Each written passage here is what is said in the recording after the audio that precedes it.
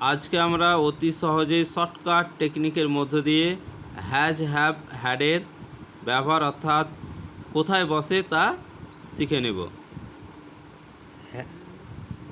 Has মানে আছে, have মানে আছে, হ্যাড মানে ছিল। হ্যাজ হ্যাভ হয় প্রেজেন্ট টেন্সের ক্ষেত্রে, হ্যাড হয় পাস্ট টেন্সের ক্ষেত্রে। আই হ্যাভ মানে আমার আছে, হ্যাভ মানে আছে, আই মানে আমি। এক্ষেত্রে হবে আমার যেহেতু সত্য বোঝাচ্ছে সেই জন্য আই হ্যাভ মানে হচ্ছে আমার আছে। হি হ্যাজ তার আছে, আই হ্যাভ আমার আছে, হি হ্যাজ তার আছে, হি হ্যাড তার ছিল, হি হ্যাড তার ছিল।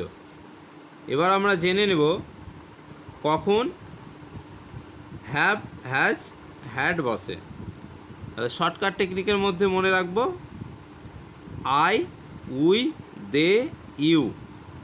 আই, উই, দে, ইউ এবং প্লুরাল নাম্বার, অতএব বয়েজ, গার্লস একের বেশি থাকলে প্লুরাল নাম্বার হয়। তো প্লুরাল নাম্বারের ক্ষেত্রে সবসময় মনে রাখতে হবে যে subject I, we, they, you. Plural number boys, Ram and Shyam যদি উভয়ে দুজন বোঝায় তাহলে সবসময় হ্যাভ বসবে। কি বসবে? হ্যাভ বসবে। আর হ্যাজ কখন বসে? যদি সিঙ্গুলার নাম্বার বোঝায়। হ্যাঁ, সিঙ্গুলার নাম্বার বোঝায়, যেমন বয়েজ, তাহলে বয়েজ যখন হবে প্লুরাল ফর্ম হবে তখন হবে হ্যাভ, আর বয়েজ যখন হবে তখন হবে হ্যাজ।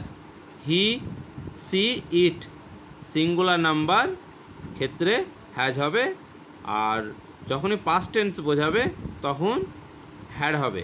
আয়ের পরেও হ্যাড হবে, উয়ের পরেও হ্যাড হবে, মানে সব কিছু সাবজেক্টে যে কোনো সাবজেক্টের পরেই পাস্ট টেন্স বোঝাতে গেলে সেটা হ্যাড হবে।